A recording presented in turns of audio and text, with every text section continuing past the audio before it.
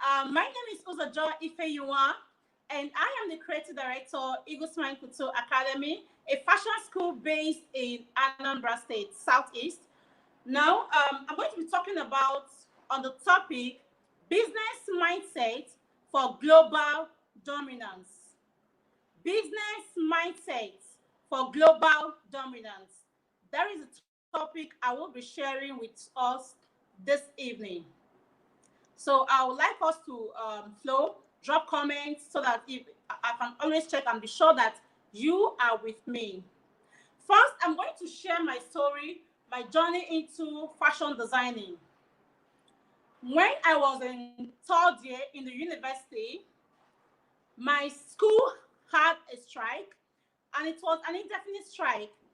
You know, when they say indefinite strike, of course, you're not going to know when the school is going to resume, whether it is going to be 3 months, 6 months, or even 1 year. You will not know when the school will resume. And being a lady that doesn't like staying idle, I met one of my friends, a very good friend of mine, and asked him to suggest a skill for me to learn. I asked him to suggest a skill for me to learn. Guess what he suggested? He suggested that I should go learn tailoring. And I was like, of all the skills, of all the two skills to suggest, it is tailoring you are suggesting for me to learn. I'll be graduating in the next year, and I was asking him, what is the relationship between being a graduate and tailoring? Because I used to have this mindset that people who go into skill acquisitions, people who learn catering, people who learn tailoring, are people who do not have a rich uncle or a rich parent to train them or sponsor them in the university. People who learn skills like tailoring are people who are not able to make their jam. People who must have written their jam for like 5 times, 6 times, and they're not able to make it to the university. They're the people that learn skill acquisitions. They are the people that learn tailoring.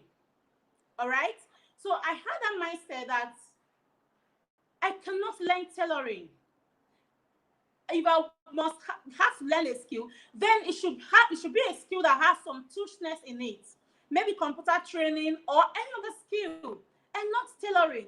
Again, my mindset was formed because the people in my environment, the tailors in my environment, when you come to their office, you may even feel like giving them, you feel like supporting them because they weren't inspiring. Their lifestyle wasn't something that could, inspire me to learn fashion designing or tailoring. All right. During my final year, when I was writing my project, there was this lady I used to admire. I admire everything about her, the way she walks, the way she talks, everything about her, and she was extremely intelligent. So I approached her and asked her how, where she used to make the designs she's wearing, because every now and then she's always wearing a corporate designs, an Indian wears, very expensive wear from my own perception, from my own outlook. So I approached her and asked her where she used to import her wares, or which part of the country was she getting her designs from. And guess what this lady told me? She told me that she is the one making the clothes. And I was like, what? That's not possible.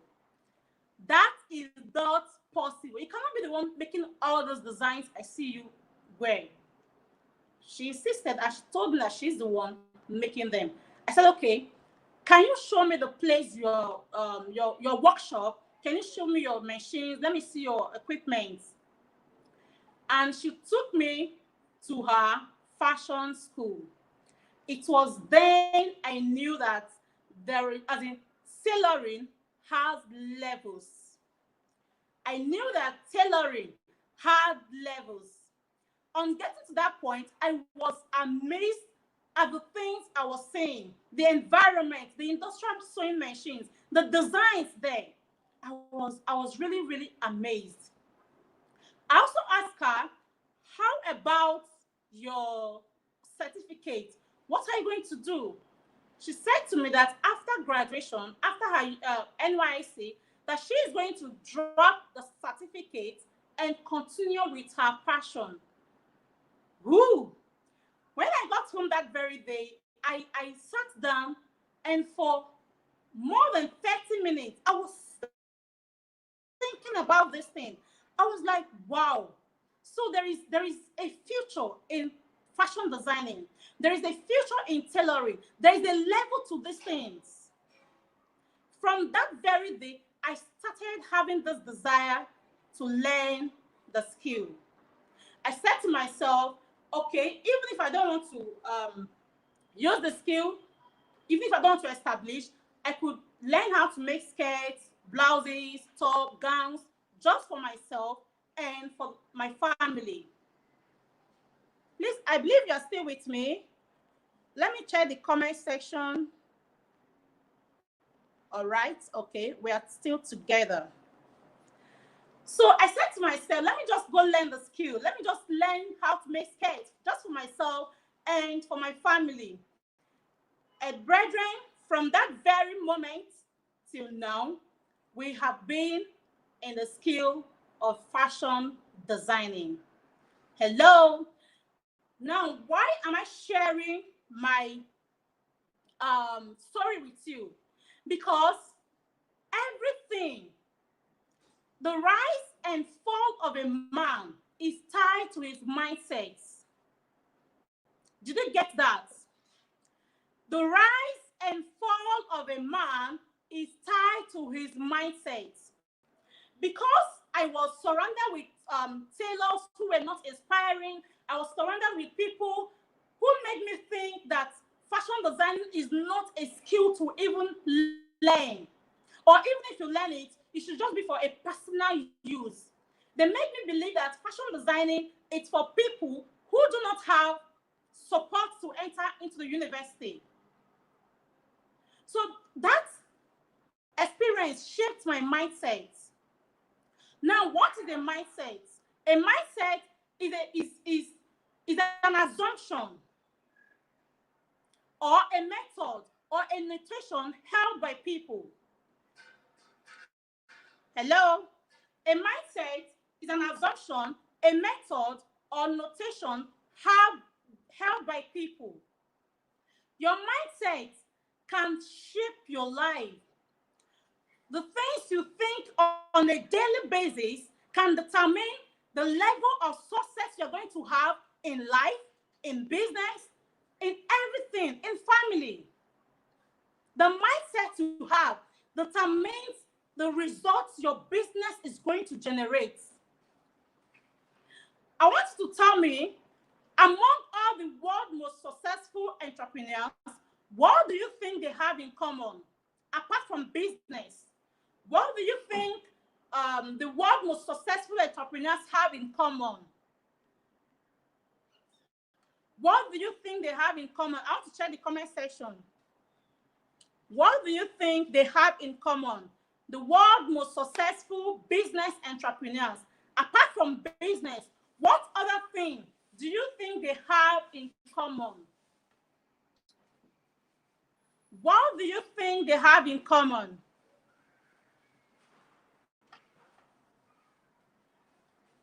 I'm waiting for your response. Ejaffa said, I think they have consistency, consistent in income. No, apart from that, what do you think they have in common? People like Tony Robbins,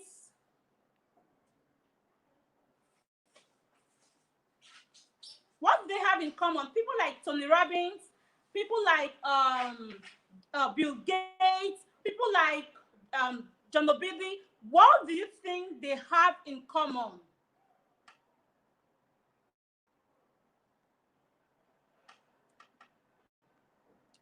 Okay. Shamaka said, positive mindset, right? Of course, of course, of course. That is what they have in common. The right mindset. The right mindset. Your mindset determines whether you are going to rise in life. All right? Now I want you to understand the mind, how the mind works. First of all, the brain power is made up of 95% of the subconscious mind. The subconscious mind occupies 95% of your brain power. And this subconscious mind takes control of how your body functions. While the remaining 5% is made up of the conscious mind. And the conscious mind sees to everything that happens in the physical world. So if you understand how the subconscious mind works and you're able to take control of it and understand the laws of the universe, you will be able to achieve basically everything you set in life. If you understand how the subconscious mind works and you're able to understand the laws of the universe, you will be able to achieve basically everything you set to achieve in life. Are you with me? Your subconscious mind and your conscious mind must work in hand for you to achieve any level of success. As a business owner, you might be, every month, you might set financial goals for your business. You may set financial goals for your business. Maybe this month, you set a goal to achieve, to make 500,000 naira in sales. And possibly, last month, you were not able to make up to 200,000 naira. And then when you're writing the goals for the month of November, you're writing that I'm going to make 500,000 naira this month. And in your subconscious mind, you're thinking, is it possible? I've not been able to make up to 200,000 naira. Is it possible that I will make 500,000 naira by the end of this month? And let me tell you something. Once you begin to contradict, once your subconscious mind and your conscious mind are not working in hand, no matter how much you struggle, you will not make that 500,000 naira. Once your subconscious mind and the conscious mind are not in line, they are not in agreement, you will struggle to make that 500,000 naira. Hello? So if you understand how your mind works, you'll be able to control your life. Your mind can innovate. Your mind can invent. Your mind can create. And your mind can also destroy anything.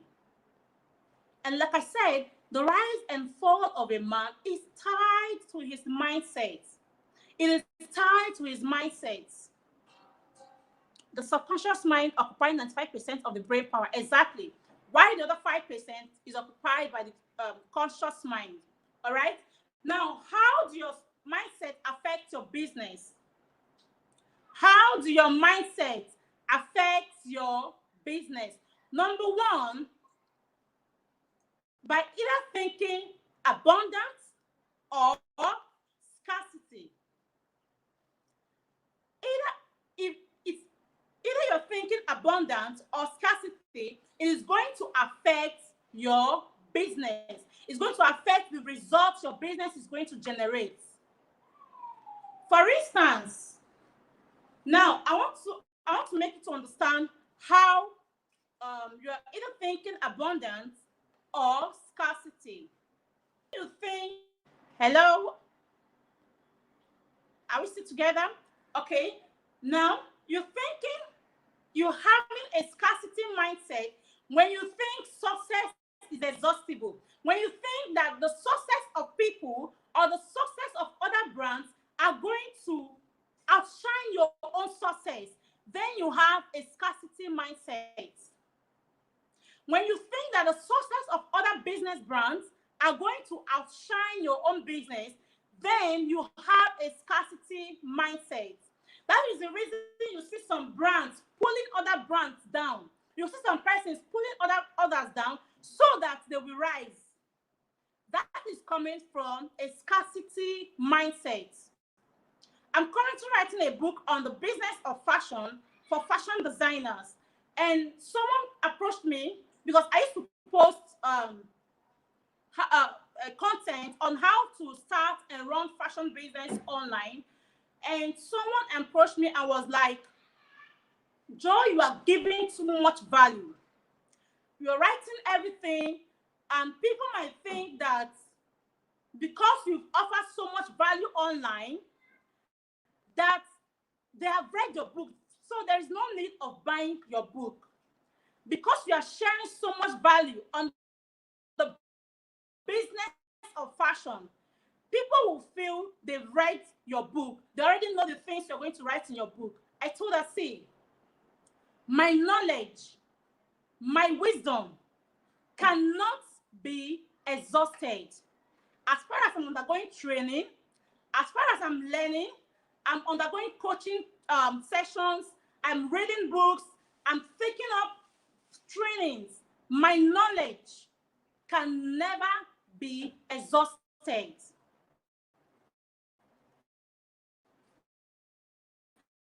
So, and that when you put up a course for a training course for people to pay, that they will not pay for that training because they must have felt you have given enough value, then you are thinking or you have a scarcity mindset. Then you have a scarcity mindset. All right? Again, how do you know that you have a scarcity mindset? When you have this fear of collaboration, when you begin to think that when you collaborate with other brands, they are going to know your business secrets. When you collaborate with other brands, they are going to know your ideas. They are going to know how you run your business. Then you have a scarcity mindset. When you think that collaborating with other brands are going to make them know the secret of your business, or when you collaborate with them, they're going to take your customers, then you know you have a scarcity mindset.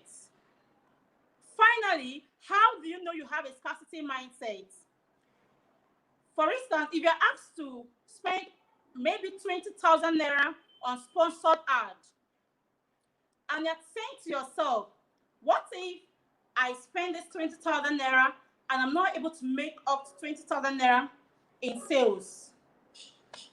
What if I spend this 20,000 naira and I'm not able to make any sales at all? Then you have a scarcity mindset. You have a scarcity mindset.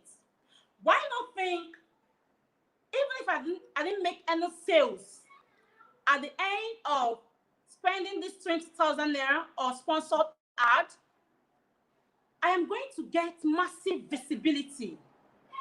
At least I am going to get visibility. People are going to begin to know my brand.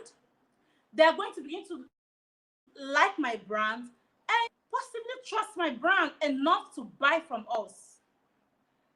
So when you feel that 20,000 naira is too much to spend on sponsored ad, then you have a scarcity mindset. Some persons will say, a bird at hand is worth more than millions in the bush.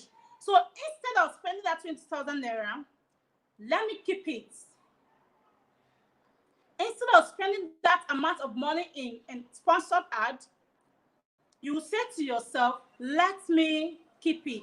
That a bird at hand, it's worth more than 1,000 in the bush. That kind of mindset will pull your business down. That kind of mindset cannot take you cannot help you build a global business.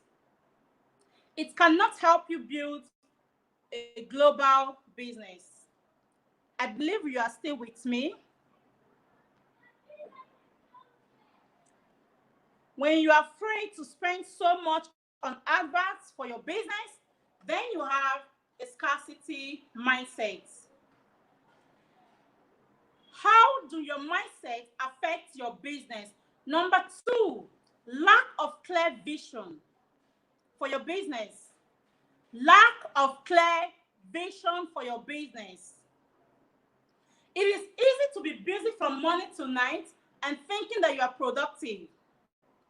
Once you lack clear vision for your business, you are going to be busy chasing things that are not in line with your business goal, that may not take you or take your business globally.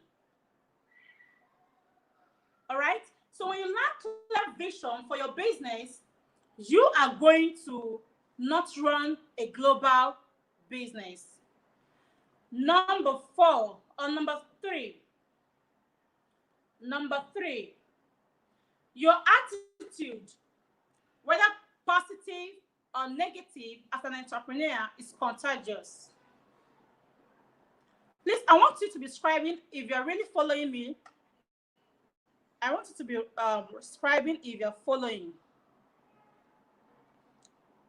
Drop your comments. Okay. I said number 3, as an entrepreneur, your attitude, whether positive or negative, is contagious.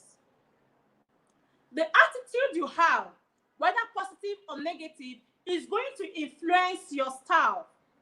It is going to influence your customers. If you're always happy and positive, it will rub off on your customers. It will rub off on your staff. But if you have a negative attitude, it will also rub off on them and bring your business down. So your attitude, whether positive or negative, is contagious, and your staffs, your clients, your customers, your workers, they are going to take from it consciously or unconsciously. All right? Number 4, as a business owner, the major decisions in your business are done by you. As an entrepreneur, the major decisions of your business are done by you. So if you have a faulty foundation, if you have a faulty mindset, if you have a faulty mentality, it is going to pull down your business. It is going to pull down your business. So the quality of mindset you have, if you have a better quality, then you are going to have a better decisions for your business. You are going to take a better decisions for your business if you have a quality mindset. Not just being positive, but having a quality mindset. Then, number 5, you must be prepared for the unknown. You must be prepared for the unknown. You must be prepared for the unknown. You must be able to build resilience. You must be able to build yourself in such a way that even if you have a major setback in your business, even if you have a major downfall in your business, you will easily bounce back. Of course, you must have heard of some entrepreneurs that loses up to 100 millions, 200 millions, and they commit suicide. I want to ask you, when you lose up to 100 million naira or 50 million in your business, are you going to bounce back, or you will commit suicide? Are you going to feel depressed and not being able to rise again? Are you going to commit suicide? Are you going to commit suicide, become depressed, and forget everything about business and become dependent on people. So your ability to bounce back after a major setback is tied to your mindset. Your ability to bounce back after a major setback or a downfall is tied to the quality of your mindset. It is tied to your mentality. It is tied to your perception. It is tied to everything about your life. So if you have a faulty mindset and you have a failure in your business, you will not be able to bounce back again. You will not be able to rise again because your mindset is faulty. Your mindset is faulty. All right? And then number 6, which is the last one, getting comfortable with taking risk. You must reset your mind. You must reprogram your mind as a business owner that wants to run a global business.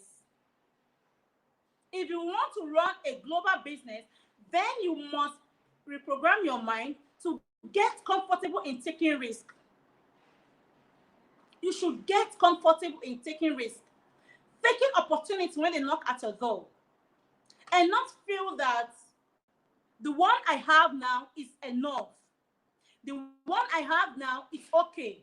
After all, a bird at hand is worth more than millions in the bush. It's worth more than thousands in the bush. And so you comfortably stay in the same position year in, year out. So your mindset affects your business. It affects the success of your business. It affects not just your business, but your personal life, your family life, everything about you. It is tied to your mindset. All right? Moving on. I believe we are still together. Hope I'm not offending anybody. Okay. Now, how do you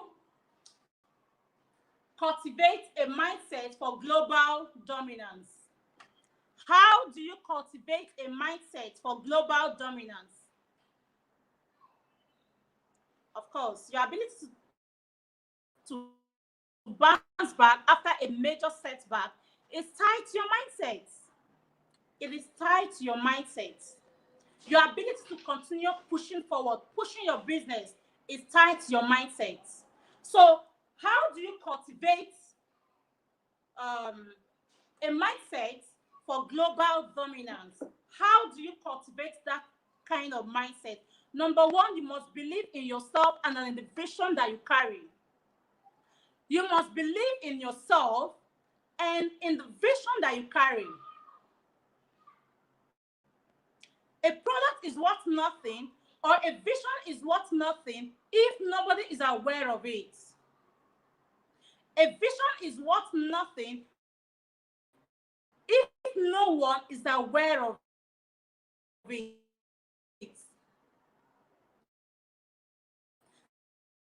The service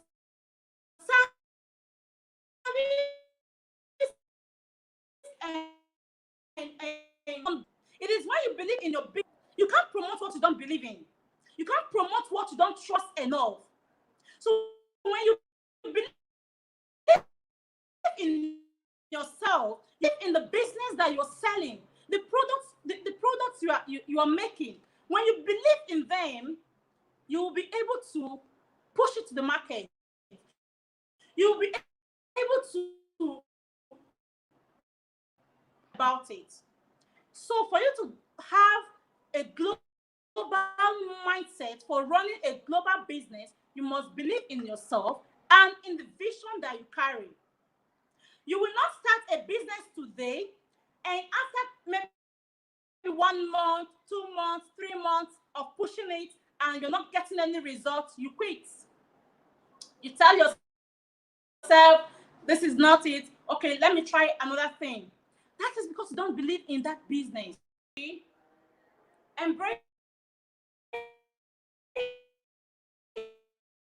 personal development.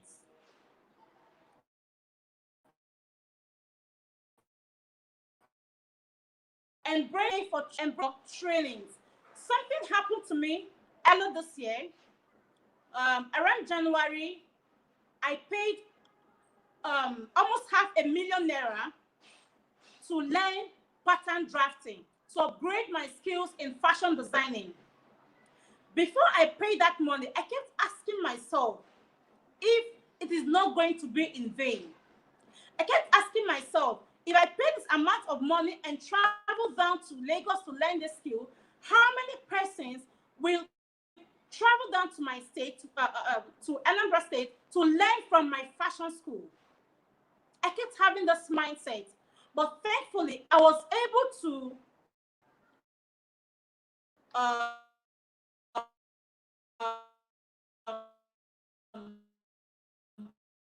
come of it, and moment going that training, I changed the school fees for my academy. I changed the school fees for my academy. I told 3 months, this is the amount they're going to be paying. If they want to learn fashion designing for 6 months, 1 year, this is the amount they are going to pay. And while I was still in Lagos undergoing that training, I was receiving that exact amount that I changed. That exact amount that I charged, I was receiving it. Let me tell you something. If you find it difficult to pay for trainings, or if you find it difficult to pay 6 figures for training, I tell you, you will not be relaxed. You will not be able to collect it from people. If you find it very difficult to pay 6 figures for training, if you feel it is too expensive or it doesn't worth it, then you will not be able to receive that amount of money from others.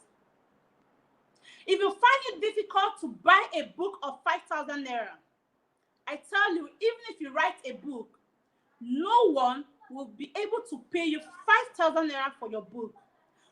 To start with, you will not even have the courage enough. You won't have enough courage to charge that amount of money. The money you have not paid to someone else, you will not have enough courage, enough confidence to charge that amount of money. You will not have a relaxed mind. You will not be able to collect the amount of money you have not paid to someone else. Please, I want to see our comments. The last speaker dealt on this point, so I won't be able to say much on them. Have a mentor, be prepared to reinvent yourself, and read good books. Number 8, challenge the status quo. Challenge the status quo. Hello? If you are always doing the same thing that every other persons are doing, you will not be able to get a different result. When I started my fashion school in Anambra State, that was in 2018, so many persons told me that this is not the way they used to do it here. And I said to myself, I am not going to run my academy. I'm not going to run my fashion school the way every other persons are doing it, because I am running a global business. I am not going to do it the way every other persons are doing it, because I am running a global business. And between 2018 to this very year, so many persons have left their state to come down to Anambra State to learn from our fashion school. So many persons have left Abia State, Port Harcourt City, Akwa Ibom, Delta State, Enugu State, down to Anambra to learn from our fashion school. All because I told myself I am not going to run this academy just the way every other persons are doing it.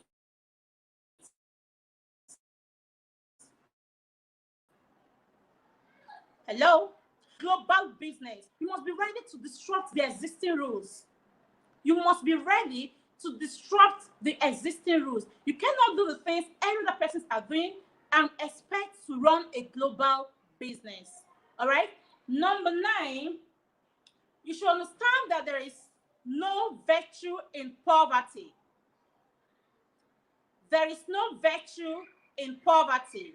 You know, back then, I used to have this mindset that you cannot serve God in truth and in spirit and still be extremely rich.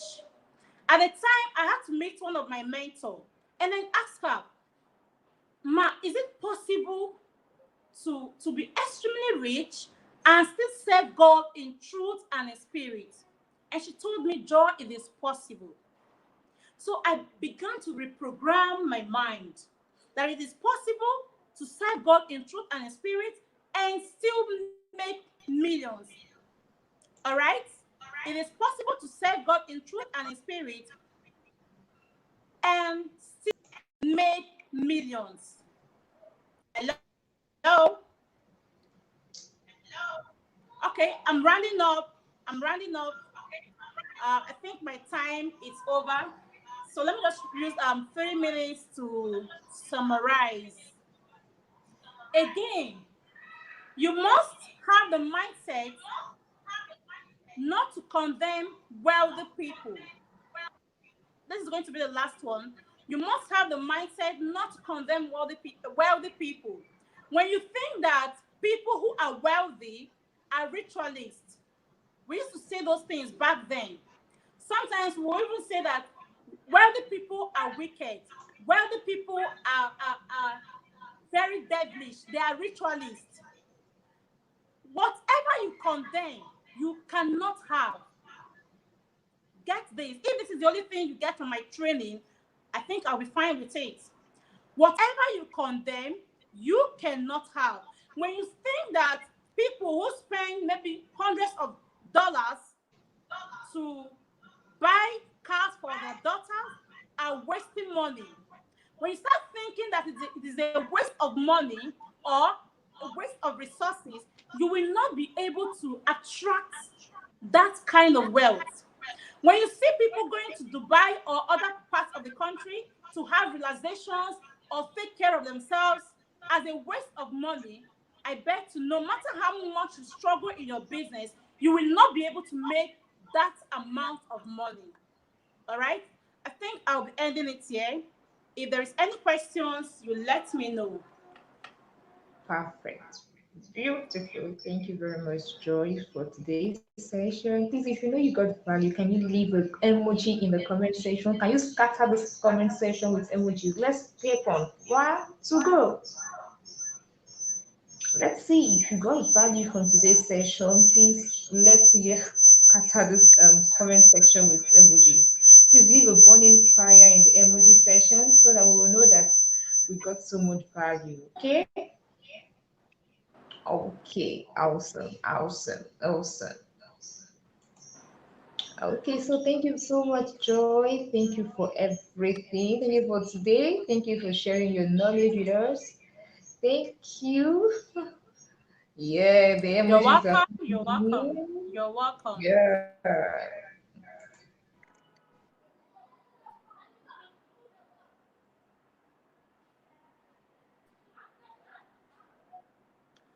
Is there any So question? came and the next we You said I discovered. can't hear you. Yeah, and then if there's any question, please put it down. If there's any question, please put it down there. I was saying, Joy, that if that's why the fact that we couldn't hear you earlier, or you came and you scattered the whole house, and now we've got so much value. Thank you very much. Thank You're you. We really welcome. appreciate everything. We appreciate the value you shared today, and thank you. All right, guys. So if you know you've got a question, please put it down in the comment section. Always use a Q before your question so that we know that it's a question. Okay. Okay. I think there's a question here. Okay, so if someone said going into business, how can one create proper connections to expose their business? Okay, Just how to know. can one going into business, how can one create proper connections to expose your business? First of all, like I said, everything, the rise and fall of a man is tied to his mindset. You must first of all have a right mindset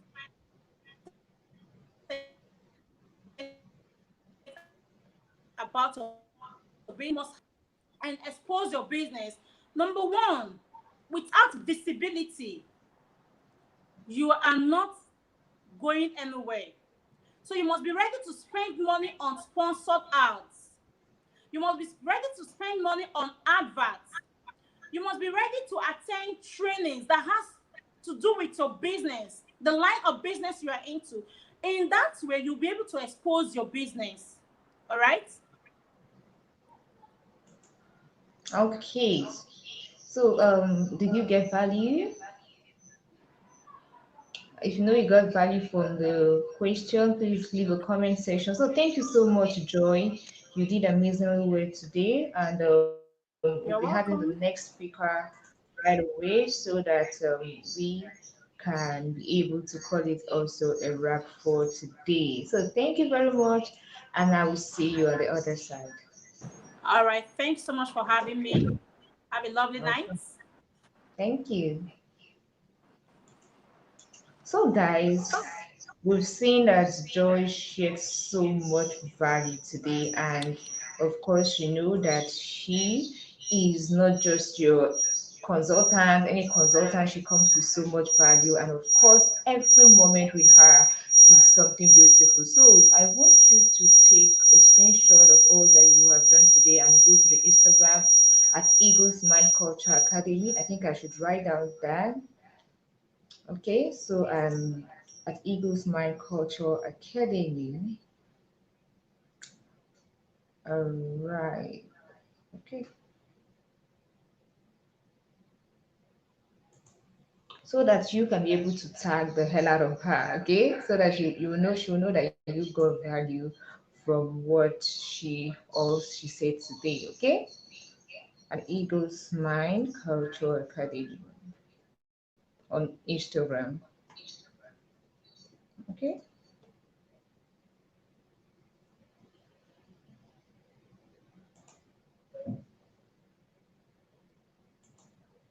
Okay, guys. So I think okay. Eagles My Cultural Academy. So thanks to very much to Joy. So we'll be having the next speaker on board, and he's an amazing person, and I'm going to play his bio. Then after playing his bio, I'm going to tell you something amazing about this particular person. Most of you must have known him, but you really don't know him. Okay, please, can you see him? Can you hear him? Put it in the comment section so that we can get started with the session immediately. Let me see the emoji in the comment section if you can hear him. Yeah, hello everybody. Can you hear me? Beautiful. Okay, yes, they say they can. Awesome. Okay, guys. So, Simeon Taiwo is an amazing person. If you don't know who my brand strategist is, now I want to introduce you to my brand strategist. Okay, so everything you saw on the website, those of you that came to tell me that this website is so beautiful, that this website is so amazing, look at the person who did the website here right with us.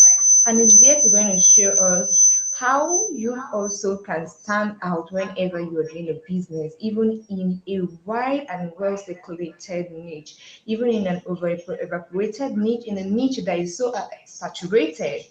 He's going to show us how you can stand out in your business. So if you know that you want to stand out just like the way he did my website and it was standing out so perfect, if you know you want to do that and you want to stand out in your business, then make sure you listen to Simeon Taiwo. Okay, so Simeon, you have the stage right away. All right. Good day, everyone. Can you hear me? Can you see me clearly? Let me see in the comment box if you can hear me. Can we move on? I have a very short time, but I will try my possible best to cover as much as possible. Yeah, good evening, everyone from here in Nigeria, whatever time you're watching me from. So we're talking about thriving and standing out in a saturated market, in a saturated niche, whatever it is you're doing. Awesome, awesome. I'm glad you can hear me. So we're talking about you thriving, you standing out in a very saturated market. These days it's hard to come up with ideas that probably no one has had before, or come up with a product that is not existing anyway. It's very difficult. Most of the ideas that come across today, they're actually ideas that have been tested out somewhere, or things that others are already doing. And there is nothing bad in coming up with something that others are already doing. Just a little of my story. I'm Simeon Taiwo, a brand strategist, a clarity coach, and I'm a developer. I started my journey in the year 2016. That was when I just graduated from the university. I studied something totally different from what I'm doing now. And my story actually started from when, I think, before I went for my, what they call internship. So before my internship, I already had this concern about what I was studying in school. At the time I met my HOD, why it was so difficult to find people who are practicing the thing I was studying. And there was nobody to look up to as an example of someone who is doing well in the society, who is practicing what we are studying in school, except for those who get the first class and come back to lecture. So it became a concern for me, and I met my HOD then, and then he said something so that changed my mindset about education totally. He said something, he said, the reason you're here, the reason you're studying this course is not actually for you to end up practicing it. The reason you're studying this course, or you're in this university, is just for you to learn about life and have an upgraded mindset, so that whatever it is you eventually find yourself doing, you can sell yourself well in the global market. And then he was talking to me as though he was an entrepreneur, even though he was an HOD of a particular department in the Faculty of Sciences. And then he looked at me straight in the eye and told me that I'm not even sure you're going to practice this thing you're studying. And so the way I'm looking at you, I'm already seeing you doing something totally different. And probably was a prophet, but then everything he said that day actually became true to me. When I was in the hospital, I was practicing for 6 months before my final year. And then within the 6 months of my practice in the hospital, I was in the laboratory doing a lot of stuff, and I asked myself a question: are you sure this is actually what you want to do for the rest of your life? And then the answer I could find then was just a no. So it became obvious to me that I was not even ready to practice what I was studying. I just love the fact that probably, I was a bright mind. I passed exams. I did so well in school and all of that. I love taking tutorials and so many things like that. So it became obvious to me, it became glaring that I wasn't going to practice any of those things. So I began to ask myself, what exactly is that thing you really have passion for? What exactly is that thing you think you can do that you love, and at the same time meet a need in the society? So it wasn't so difficult for me to find, because I was very active as a young person. I put my hands into a lot of things, try this out, try that out, and then it was easy for me to find which one I had my core strength in. And that was how I came about being a designer, being a web designer, a graphics designer. And it was a difficult journey, if I must say. It was a very difficult journey, coming out in an industry that was so saturated, let me call it oversaturated. And then 2016, 2017, I went for youth service. 2018 came back, and I was like, okay, where do I start from? I had other things in mind I wanted to do, but there was no fund anywhere. So what can I do to actually generate fund? All I could go back to was graphics. And I began to ask myself, how do I survive in this kind of thing? Can I have examples of those who are surviving, who are doing well in it? And then how can I model myself after those who are really doing well in this thing? So I began to look for people who are doing well, and then I began to see what I could pick from their life, see what I could pick from how they practice their profession. It wasn't easy to pick all of those things anyway. Learning from observation is not very easy. So back then, it was difficult. I struggled to stand out. I struggled to find my voice. I struggled to make people trust what I could do. And most essentially, I struggled to build my competence. So in the year 2018, something just happened to me. I was like, wait, I'm tired of all of these things. If this thing really works, then I must find out how it works. And then I began to pay for packages, coaching, mentorship. I began to invest seriously into mentorship. And then that was how my big change began. My big change seriously began. So all I'll be sharing with you today, actually from my experience as a brand developer, as a brand strategist who grew from having nothing to having a global business and having, to move from being a petty designer to someone who is internationally acclaimed. And then, the kind of success I've gotten within 2 years are actually the things that give me the confidence that whatever you'll be learning from me today, if you practice them within a very short time, within a record time, you will also achieve results in whatever it is you're doing, because there are principles. They are not just, activities. There are principles that will work anywhere, under any condition. So today we're talking about how you can thrive in a saturated market. In a saturated market, how you can thrive. When I was growing up, I used to be afraid of business. I was afraid of anything entrepreneurship. In fact, whoever was going into that lane, I was seeing them as crazy. You know the reason? I was seriously afraid of competition. Going to the market and seeing 10 women lined up all selling the same thing, I used to ask myself, how were they surviving? I used to ask myself, how were they coping? How were they making ends meet?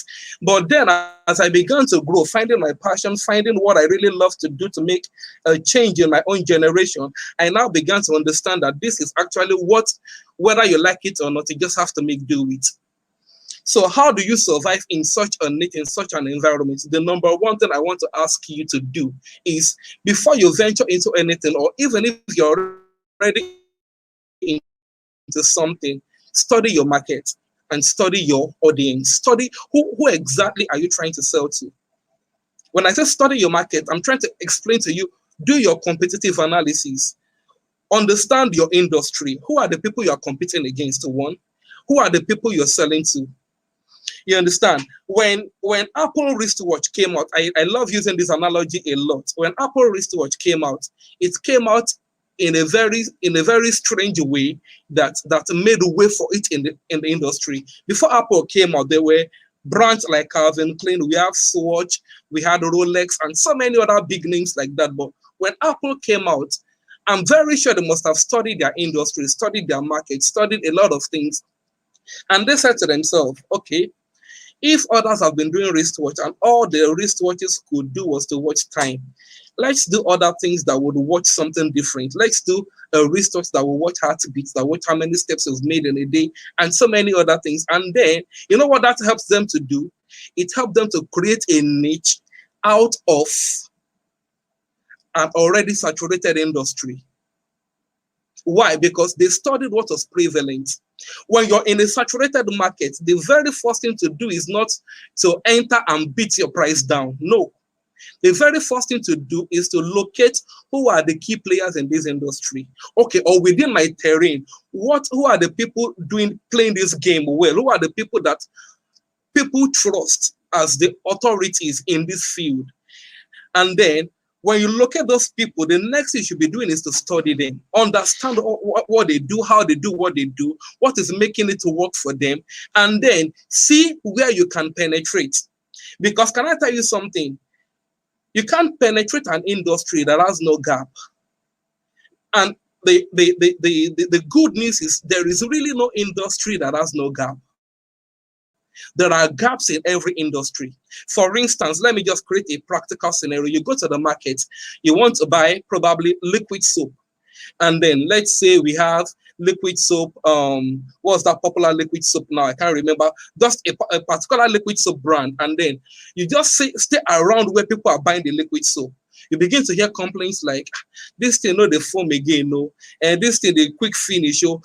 You know, the complaints you hear from people buying the same thing that you buying the same brand you're trying to compete with, those complaints are signals and indicators for you who wants to penetrate into that industry to take hold of. For instance, I want to start out as a fashion designer, and then I have a lot of fashion designers around me. The area I want to set up my own fashion designing outfits. I have people who are already doing it. I locate, okay, what are the complaints people commonly have about these people? What are the issues customers normally have about these people? How can I position myself such that all of these complaints are properly addressed? And then I come up with a solution that attracts the customers who have been going there because they didn't have any other option, so they keep going there. But now I'm giving them an option that solves all the problems they've been having before. So before you enter any market, before you enter any saturated market, the very first thing you do is to study. Do your homework, study. You want to be an event planner, you want to be an event decorator, or whatever it is you want to do. Do you attend events? How many events have you attended since this year began? So if you want to do something and you think, well, this thing is saturated, people are already doing it, so many people, you go, when you go down the street, you see 5 persons doing the same thing. Can I tell you something? It's possible that 5 persons can be on the same street, selling the same thing or similar things, yet attending to different categories of audience. If Coca-Cola and what's it called? If Coca-Cola and Pepsi can be in the same market, both of them are giants, and both of them still compete for equal share or close to equal share of the same market.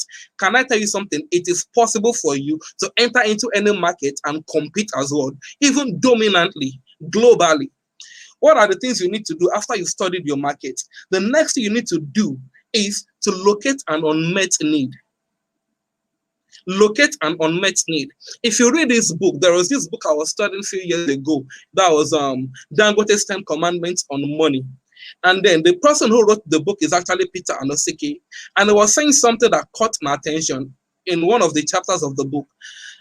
Dangote was discussing with him, and it was like, as we're a big company, we have a lot of, Dangote is a multinational. And then he said, if there are certain things we are doing wrong, we may not know it because we are the ones playing the game. And you will agree with me that the best footballer is actually the person watching the match. The best footballer is the person watching the match. So Dangote was telling Peter Anosike that as big as we are, as effective, as perfect, as powerful as we may look to the outsiders, there may be certain things we may be doing that are not right, and that we may not even understand those things until the repercussions begin to show. Why? Because we are the ones in the game. We may not see where we are failing or where we are faulty. But if an outsider can study us from outside and then come up with proposals to help us see where we are doing it wrong and what could probably be improved so that we don't suffer, the negative consequences in the nearest future, we will handsomely pay for such a package. And then whatever the person applies, we will respect the person enough as an authority to listen to him and implement them. So I began to ask myself, what if it was a new entrant into the industry that takes a close look at Dangote, the way Dangote was explaining to Peter Anosike, if I'm just a new competitor trying to come into the cement industry, and then I begin to look at what exactly are they not doing well? Where exactly is Dangote failing? What are the loopholes in their service delivery? What are the loopholes in their supply lines, in their marketing channels? Where can I find a loophole? And as soon as I begin to find loopholes, I capitalize on it and make it my brand strength. That will be a very good way to enter into any industry because you've studied everything enough. You've seen the complaints of people. You've seen what is obtainable, and then you can do the remarkable because you've now seen the strengths and the weaknesses of everyone playing in the industry. So as you are coming, you're coming with full knowledge, with a bull's eye, knowing where to place your leg, where to place your feet, and all of that. So after you studied your market, locate unmet needs. Don't come into a market and try to sound the same. Don't come into a market and try to offer what everybody's offering. Don't come into a market and try to say what others are saying, doing what others are doing. Are we together? When you're coming into a market, your goal is to be different. Because the moment you begin to look similar, you're only helping the other person to promote their brand, because people will easily know that you're just trying to copy this person because you already know this person. So you study your market and you locate an unmet need, you capitalize on it. The next thing, as a brand strategist, it's difficult for a lot of people to stand out in the market because, number one, they've not found their voice. When you're coming, whatever it is you're doing as a business owner, as an entrepreneur, I'm glad the two speakers that have come before me, they've handled a lot of things: the mindset area, the public speaking area, the vision, and all of that. But then there are still certain areas I will talk from the lens of being a brand strategist. Now, there are certain things you need to understand when it comes to finding your voice in your market. Talking about finding your voice in the market, or talking about finding your personality, allowing your personality to shine. Because you know one thing, there is something we talk about in branding. When we talk about branding, we're talking about you being able to communicate to people how you want them to perceive you. That is actually the main essence of branding.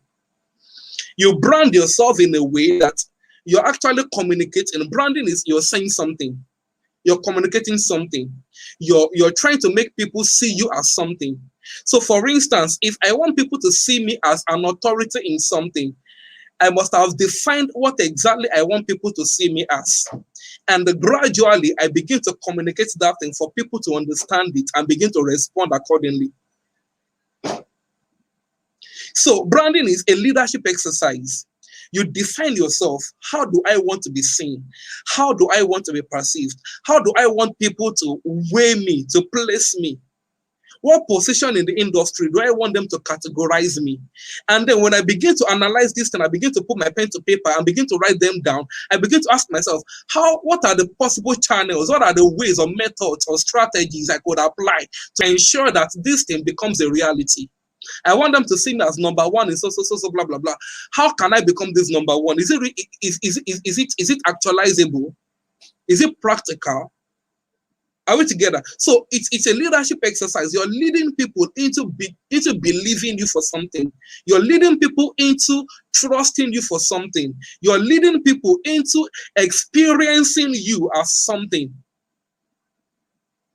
So it's a journey. It's not just something you click a button and it begins to happen like a voodoo. No, it's a journey. But then when you have this vision, right, well painted, it gives you a clear pathway to tread gradually, and then you begin to actualize and achieve that thing you set in your mind. So the next thing is find your voice. Locate your personality. What's my personality type? What kind of thing do I have flair for? How do I talk? How do I appear? What kind of talks or issues do I love to engage in? And then, can I tell you something? One thing about branding that many people still don't understand is the authenticity aspect of branding.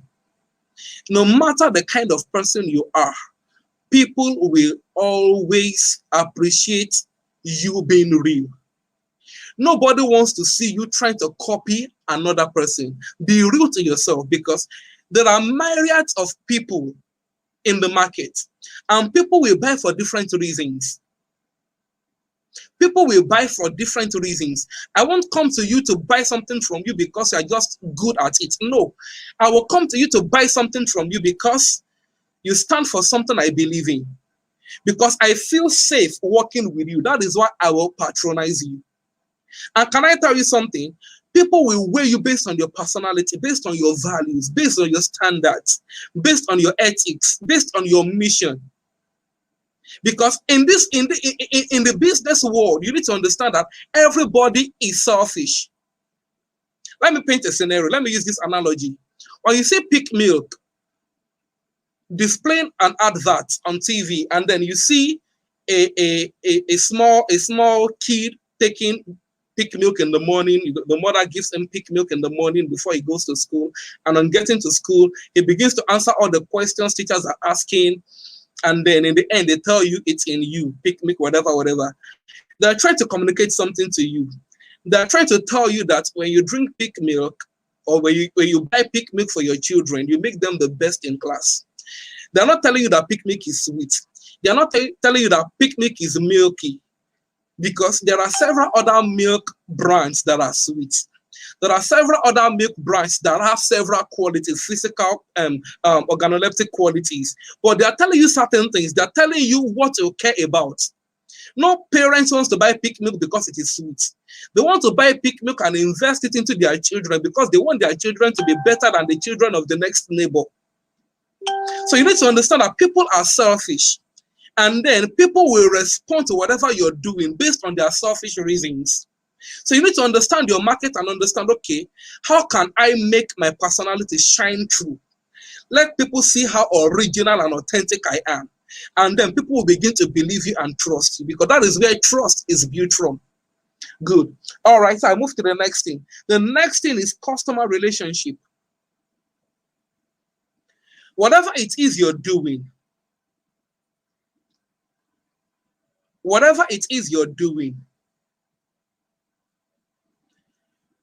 you won't thrive just on marketing. You won't thrive just on marketing. You will thrive because people can see you as a gift that they can give their loved ones. Let me put it that way. I love to put it that way. When people see you as a gift that they can give to their loved ones, that is when you begin to thrive. How do I mean? The reason people come to you is not because you're professional. The reason people come to you is probably because you deliver on time. The reason I will leave the person closer to me and trek further to meet another person I like is probably because the person comes early. So can I tell you something? There are several factors in business that are totally outside professionalism. When you begin to see your customer as people who have needs, who have goals, who have dreams, who have ambition, you begin to see, how can I make my products to fit their needs? How can I make their products to solve their problems? For instance, I'm a brand strategist, I'm a developer, but there are times I tell my clients, you don't need a website now. Just focus on sales and make money, because as at this level, you've not grown to the level you can manage a website. So getting a website now is just a luxury. You just waste your money. Why? I'm not interested in just collecting the person's money. I'm more interested in people visiting my company and seeing how many successful brands I've worked for and the results they are getting. I'm not interested in the money, the pet money you pay me just now that finishes in the next 2 weeks. Why? Because I'm interested in the needs, the goals, the dreams of my clients. So when I see certain things, I'm like, okay, you don't need to spend on this. Invest in this one. Let's do it this way, because I'm more interested in the goals you have. I'm more interested in your own dreams. And I understand that it is when you achieve your dream and your goals that you see me as a true problem solver. And can I tell you something? Building a brand doesn't mean you are the best in your industry. Building a brand simply means you are positioning yourself in the heart of your client as being the best. And do you know who they call the best? Whoever solves their problem satisfactorily is the best in their eyes. So at whatever level you are, we don't need you to be the best. We only need you to be a problem solver. Indeed. Not just someone who sells products or services. So relationship is important. See your customers beyond a dollar bill, a naira bill. They are people with problems, with needs, with ambitions, with dreams. So the question you should be asking yourself is, how can I design my package in a way that in the end, I don't just tender a product and collect money. I don't just give a service and collect money. In the end, I solve a problem, a measurable problem. Because in any industry you are, people will always value you based on two things. Number one, the weight of the problem you solve. Number two, the difficulty in finding a replacement for you. So build a relationship with your customers. Let them see that truly you care about their well-being, you care about their dreams. Build a relationship. You know why? As a startup or as a business who seeks to thrive in a highly competitive, saturated market, you need relationship and loyalty. You can never succeed or thrive without customers' loyalty. And the sad news is no customer was born loyal. You are the one to make them loyal. No customer was born loyal. You are the one to make them loyal. So focus on relationships. Relationships. When a customer is satisfactorily served, that is when he or she can go to church, meet a group member in church, and give the group member your number. That is when the person can go to work the next Monday and give a fellow team, a fellow colleague at work your number. That is when people, because the best marketing is still word of mouth marketing. If you are the only one talking about yourself, you are not a brand. People have to talk about you because someone has said that your brand is what people say about you in your absence. And can I tell you something? One of the secrets I've found, that the things that actually make someone a global brand, where the decision is made, that day you will not be there. On the table where people are talking about who should handle this, who should do that, who should we consult or who should we hire to do this. On that table, that decision table that will make you global, you will not be there. It may be someone that knows you. It may be someone that has experienced you one time ago. So it's important that you build relationship and invest in relationship and care about the well-being, the goals and the dreams of your customers. Let me move on. The next thing is to innovate. You can never be too small to innovate. Even if you are a market woman selling fruit at a local market, you can innovate. Innovation is simply looking for possible issues and areas of stress that your customers are having and looking for ways to make life better for your customers. That is basically or the simplest definition you can give to innovation. Innovation means looking at your business processes, how customers get to find you, how customers get to buy from you, how customers get to be served by you, how customers get the experience customers have when there is something they need to complain about. You know, the way you give feedback to people's complaints and address their issues. You know, look at all those areas, the processes surrounding your business procedures, and look for what are the areas of difficulty currently. How can I make things better? What are the possible issues people are having about this business? How can I position myself to solve their problem differently? You know, a pharmacy came up long ago. I read this in a book by what's his name again? Akialabi. And then it was talking about being the first in a business you've already started. And then it made mention of a pharmacy. And then they've already started, but then you know, when you've already started something, of course you make people there. So that being the first brand, being the principal brand, that opportunity is no longer there. You already met seniors in the industry. So one thing they did was, okay, we're a pharmacy store, and then people come to buy drugs, and then we understand that certain persons will have issues in the midnight. So what can we do to position ourselves as the first in an industry that is already existing? So they told themselves, okay, what we should do is probably let's include 24-hour service delivery, 24 hours open pharmacy. And then by being the first 24-hour pharmacy store, they became the first in that niche, carving a niche based on innovation, just innovating something that nobody has done before in that industry. So it's like seeing a red ocean and carving out a blue ocean for yourself. You understand? So whatever it is you're doing, you can just locate areas of stress. What can I make better? What can I make easier? What can I make faster? And then that is how you innovate. So you have to be keen on innovation, listening to people's feedback, and then attending to issues as they come. Because that is how you keep your brand clientele, your customer base. That is how you keep it expanding. People will keep talking about their experience. Everybody is happy to share testimony.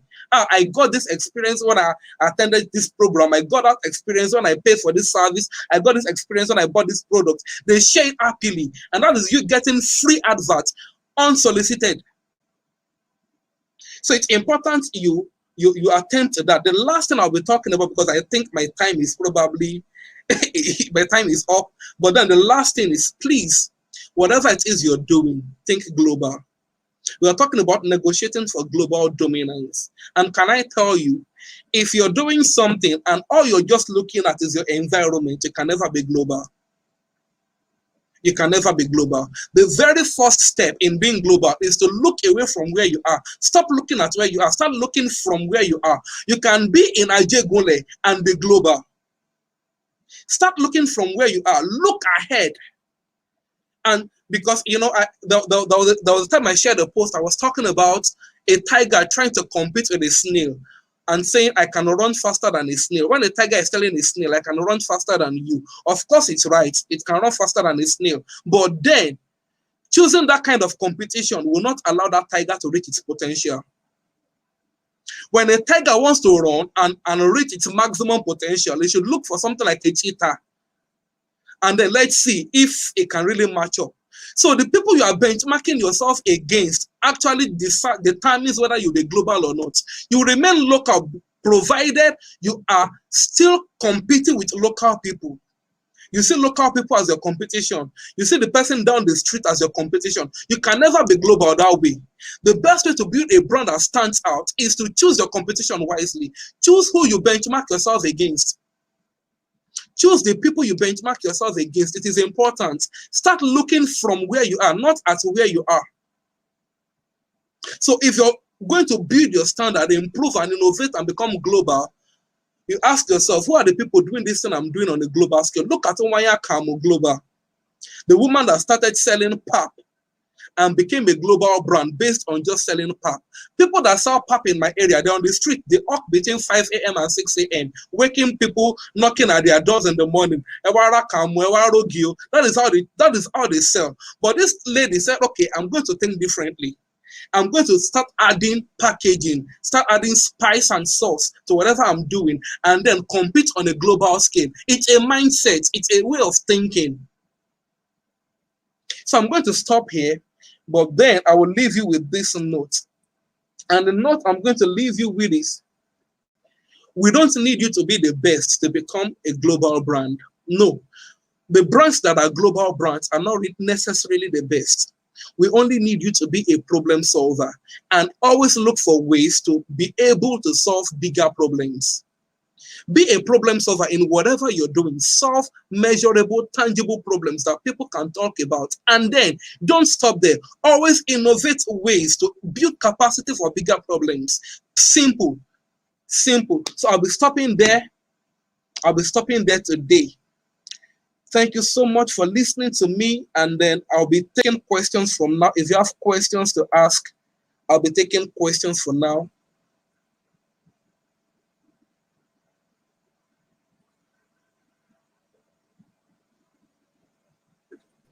Amazing, amazing. Thank you so much, Simeon. Your Thank session you today so was much for having me.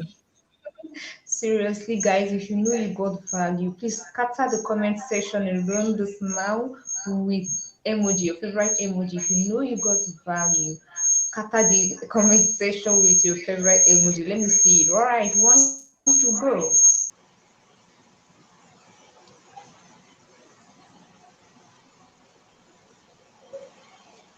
Okay. Hi, everyone. Good evening. All right. I'll be talking about how you can stand out using your personal development strategies. Now, I'll be teaching you tonight. I'll be saying a whole lot of things to help you understand, first of all, why you need personal development, why it is important, and the strategies you can use to globally dominate. Number one thing you need to understand that if you want to dominate globally, you must be someone who loves growth. You must be somebody who loves growth. You must be someone who aspires to increase. You have to be somebody who is not comfortable at a certain level of life. So you will always long for growth and improvement all round. So you need to understand that there is no end. There is no end to improvement. There are a lot of, in fact, limitless aspects of human that we should improve on. So if you have this at the back of your mind, the question you should be asking yourself now is, what aspect of my life do I need improvement on? Now, what are personal development skills? Because you need to understand what it is so that by the time we are talking about it, you'll be able to flow through. Now, personal development skills are those skills, strategies, plans, and everything that helps you improve on your career professionally, improve on your personal attitude, and improve on your business. These are what we call personal development skills. Okay, now tonight, like I said, I'll be teaching you how to stand out using personal development strategies. Before you can think about standing out, there is a very important component or attribute you're supposed to have as an individual, and that is self-esteem. When we talk about global dominance or taking over the global scene, you have to have self-esteem. And I will explain what self-esteem is so that you'll be able to get an understanding of what it is. Then I will tell you the kinds of self-esteem that we have. So as I'm talking, you might be looking at to find out where you fall into. Now, self-esteem is your total knowledge. I'm saying it in an easy way. Your total knowledge of understanding, your total knowledge of who you are, your personal understanding, your personal perception of yourself. It is not about what people think you are or who people think you are. Self-esteem is who you yourself, the way you see yourself, your perception about yourself, all of them summed up together. That is what gives you your self-esteem. Basically, there are two kinds of self-esteem, positive and negative. Then there are three kinds of self-esteem. I'm taking time to explain self-esteem because it is something that you actually need. It is, in fact, is a key factor in global dominance. When you talk about personal development, is a key factor is for your global dominance. All right, I said there are two types majorly, positive and negative, and there are three kinds. So while I'm talking about this, you yourself, you'll be asking yourself or trying to find out where you belong to. Number one kind, rather, another type is inflated self-esteem. Inflated self-esteem. People in this particular category, they think they are better than everyone else. So as like I said, when I'm talking, you'll be using your head to find out where you belong to, because you actually need this for global dominance. We're talking about personal development strategies that will help you globally dominate. So I said inflated self-esteem. The people in this category, they just think they are better than everyone else. So this one is a negative self-esteem. They think they are better than anyone else. And in fact, they always feel they are in competition with people. Whenever you find them, in fact, they don't want in anything they engage in, they want to come out top. They want, if their idea is to put everyone down and come out. In fact, they feel they are the most important person. They are the most important personality. There's this high level of sense of entitlement. In fact, when they walk into a group or into an organization, in fact, they feel they should be recognized, because I don't know how to explain. Just like the name, inflated. They think so high. You know, they say too much of everything is wrong. They think so high about themselves, and then it costs them a lot. It costs them a lot, especially as it regards their own global dominance. So inflated self-esteem, I just talked about that one. But the truth is, you do not attain happiness with such attitude. You can't even attain global dominance with you having. You can't attain global dominance. It's not possible. Trying to put everyone down, or this feeling of competitiveness that you're far better than everyone else, that makes you, in fact, people in this category, they don't listen to anybody, they don't take advice from anybody, because in their head, they are number one. So if you want to globally dominate, you don't need this kind of self-esteem. And the next one I'm going to be talking about is high self-esteem. High self-esteem. This one is just normal, just like the name. You think highly of yourself. You are not overdoing it. They accept and value themselves. They accept and value who other people are. This is a positive kind of self-esteem. This is a positive kind of self-esteem. It makes the person satisfied. People in this category, you find them, they are always satisfied with life. They build confidence in themselves. They try to improve. They strive to get more. This is exactly the kind of self-esteem you need if you want to globally dominate.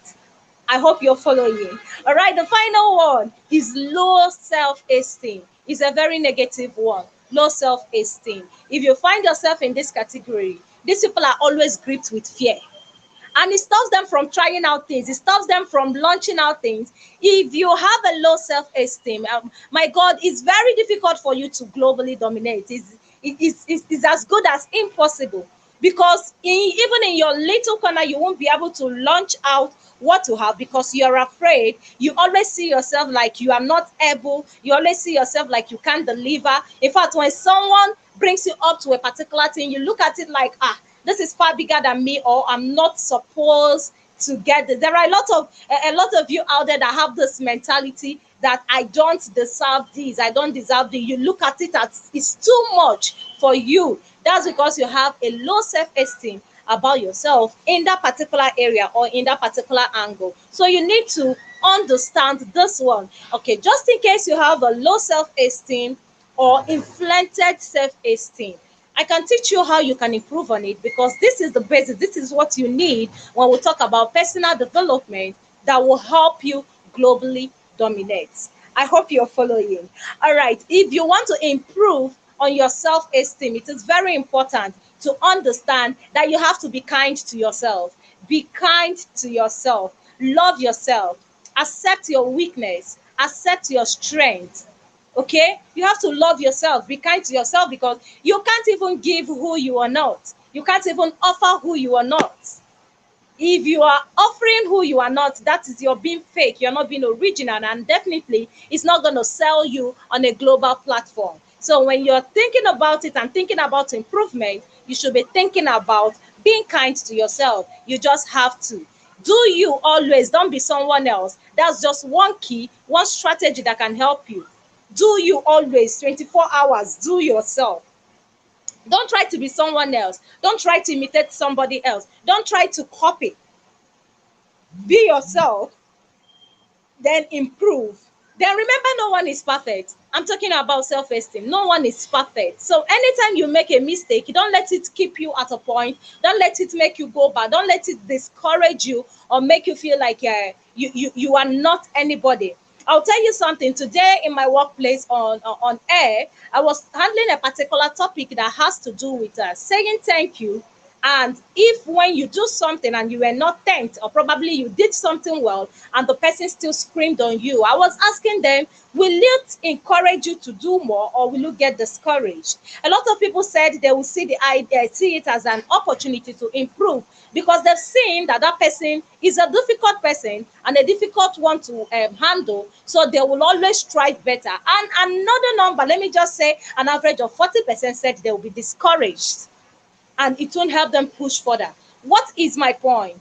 To help you boost your self-esteem, if you make a mistake, please move on. It shows you're trying. It shows you're doing well. It shows you're actually exhibiting an excellent mindset. Then focus on the things you can change.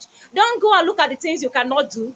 Don't go and look at the things, okay, I'm trying to try this one. You're pushing out a business strategy. You try it, let me say 3 times, and it failed. And you have one that is actually moving and you tried it.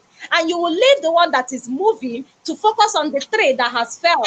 It's actually wrong if you want to globally dominate. So you should have the mindset of focusing on the things you can change. Focus on them. It will make you feel better. It will make you feel great. Then while doing this, use positive affirmations with you every day. Use positive affirmations. Spend time with the people that love you, people that encourage you, people that inspire you, people that speak positive things about you. Now, straight up, let's move straight to areas of our life that we need to improve on. First, before we go there, why is personal development important? Because they say what you do not understand, you are likely to abuse. So why is personal development important, especially for global dominance? Because right now you're thinking on a global platform. Why is it important? One, they allow you create strategies and tactical plans for your personal and professional growth towards your goals. If you have personal development skills, it gives you an opportunity to get strategies, to get tactical plans that you can implement in your personal life, you can implement in your professional life, you can implement in your business life, and boom, you're flying. And someone will be asking you like, what did you do? And stuff like that. So that is one of the advantage. It helps you achieve your personal and career goals. Very important. It helps you achieve it, because I said you need to understand why. If you understand why, it will help you. Look, by the time I'll start talking about the strategies or the skills you're supposed to have if you want to globally dominate. So it helps you achieve your personal goal. It also helps you advance your career. You won't be stunted if you keep improving. Remember I said, what if you want to globally dominate, you have to be one. That's the first thing I said. You have to be someone who loves growth, someone who loves to improve, someone who loves knowledge. If you don't love these three things I said, I'm sorry, you're going to be stunted for life, or you will keep running around in a circle without a change. I hope that one is clear. So to avoid that, you just have to love improvement, love knowledge, love growth. And when you do that as part of personal development, what it does for you is to advance you in your career, advance you in your personal business, advance you in whatever thing you are doing, advance you and push you to that global platform that you're thinking about and you want to go to. Then the next thing it does for you is to improve your strength and talent. You know, there are core things, there are things you can even close your eyes and you do it perfectly well. So when you are you understand your personal development skills, it helps you improve your strength and talent. It helps you better yourself. You are not just the kind of person you are. Whenever you speak, people get to see value, people get to understand. There are a lot of things you put out so much value each time you talk. Then it helps you position yourself for global domination. Very important. Personal development skills helps you position yourself for global domination. Someone actually said sometime, may your phone not be off when your destiny helper calls you. Okay, now let me remove it from that and bring it to this. May you never be found wanting at that global stage when it comes calling, because you are unprepared. But if you have personal development skills and you've improved on them, you've worked on them, it's going to help you position yourself for global dominance. That when something happens and people think about global stuff and it's happening on the global stage, you could come to someone's mind because you've positioned yourself in that area, and that can only be achieved via personal development goals plus branding. But that's a different, branding is a whole topic of that. So let me focus on personal development. Then at the end of the day, guess what? You're going to find fulfillment. It will help you find fulfillment. You'll be satisfied. In fact, there's a kind of thing, if you're personally developed, you understand who you are, because there are a lot of companies that is involved in personal development, like self-discovery, like purpose, like passion. I don't want to go into them because it's a vast field. If I just venture into that area, you just know that we are not coming out tonight. But just know that it will give you fulfillment and satisfaction. Why? Through the process of personal development, you've understood who you are, you've discovered your purpose, and you are living your passion. So just imagine doing your passion and earning money in it. This is just like you're playing and you're making money. I hope you understand. So when you think about the benefit of personal development to help you achieve global dominance, please think about all these things that I talked about. Now, straight up to a very important aspect that we are going to talk about tonight. I said I'll be teaching you strategies and things that will help you globally dominate. Skills, personal development skills that will help you globally dominate. Number one is communication. As easy as it sounds, is a very vast topic. Communication, your ability to speak, your ability to write, your ability to communicate ideas. If you have plans to globally dominate, you have to communicate globally. Don't come and stay in your, what name will I use now? Let me just say somewhere like in Mukobo. I know you may not know the place, but I'm just mentioning it. You just stay in that area, and your communication, the way you think, the way you talk, and everything is centered on the happenings in that environment. You won't move forward. You won't go anywhere. Even when opportunity calls on the global platform, you won't be thought about. You can't be there, because your communication focuses on the things around you. So you have to think global. You need to talk global. Even on social media, when you comment or when you react to somebody's post or something, you have to be reacting with the mindset that this is global. This is, in fact, anybody can access this, and anybody can access you based on what you wrote. Okay, so think about communication. It's an aspect of personal development you need to look into if you want to globally dominate. Okay, can you speak confidently? I just talked about self-esteem. That this is just the reason why I went to self-esteem first. Can you talk confidently? Can you present a paper confidently? If you were called up in an event that nobody, you were not prepared, and possibly you were there and you were called up to come and give a speech, will you stutter? So these are things you need to look into as it regards your communication aspect. You have to understand what is appropriate and what is not appropriate. You have to take care of the two. The way you increase your voice and reduce it, it affects whatever information you're passing. They always say what you want to say is not as important as how you say it.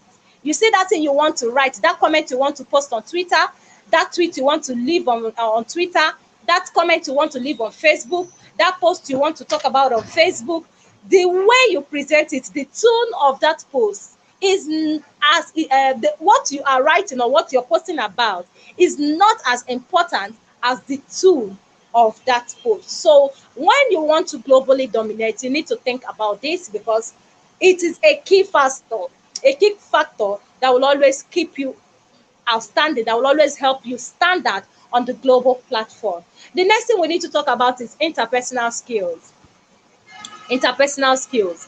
This is like, I don't know where to grade this. Will I grade it before self-esteem? I don't know, but interpersonal skill is key.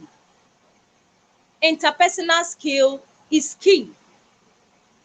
You have to learn to relate with one another. You have to learn to keep cordial relationships. See, everything in this life is networking. If you want to attain global dominance, you have to network with like minds. And you cannot network if you have poor interpersonal skills. If you're the type that always wants your space, you don't want anybody around you, you don't want friends, you're an introvert, as in a super introvert. Whenever you need help, or whenever someone thinks about a global issue and someone that has solution, the truth of the matter is this: even if you have the skills, you have the brand, you have everything required, I can assure you with 80% assurance, you are not going to be picked. Okay? You're not going to be picked. Why? Because there is someone who is constantly in touch, who has a better interpersonal skill, who has kept communication, who kept saying whatever thing he's saying to keep the person in relationship. That is the person that will come to the mind. So you need to improve on your interpersonal skill. They call it people skill. They call it social skills. These are the verbal and non-verbal behavior you put out. They are the verbal and non-verbal behavior you put out to people, and the reactions to interactions between people, among group of people, and stuff like that. So you need to take this part serious. If you want to globally dominate, you need to take your interpersonal skills serious. Okay? Now look at the host of this event, Dr. Ijoma. The truth is, with that interpersonal skill, she may not be able to assemble all these classes of speakers, quality speakers, without having interpersonal skill. It's not possible. The only way she can do it, in fact, It's possible she can actually get them, but the truth is, it's going to be very difficult for her. It will be more stressful for her. But in the end, she can get it. But with interpersonal skills, you find that you can access that easily without stress, and you see it working out for you. So whenever something is happening on a global platform, you come to mind because you're keeping in touch, and you've been able to build relationship, you've been able to build friends. So whenever you think about global dominance, please think about your ability to build and keep cordial relationship. It is very important. Cordial relationship. Then the next thing I will talk about is organizational skills. Organization skills. You know, as I mentioned this one, a lot of you will be thinking it's just house, or it has to do with a corporate office and stuff like that. No. If you are thinking global dominance, you have to be organized from inside to outside. And now you might be asking me the question, how am I supposed to know, or how am I going to find out the outside one? What does your Facebook wall look like? A dumping ground. Anybody can tag you to anything and it gets approved. And stuff like that. Is it very disorganized? What does your Instagram page look like? There are people, when you get to their Instagram page, it is well organized. Well organized. They know what they are doing. When someone goes to your wall, they take you very serious because of the organization, the way you organize things there. So this has to do, when you talk about organizational skills, this have to do with your physical organization and digital organization. I just mentioned your social media handle. They are the digital outfit. How are you able to schedule things? How are you able to prioritize things? What comes first?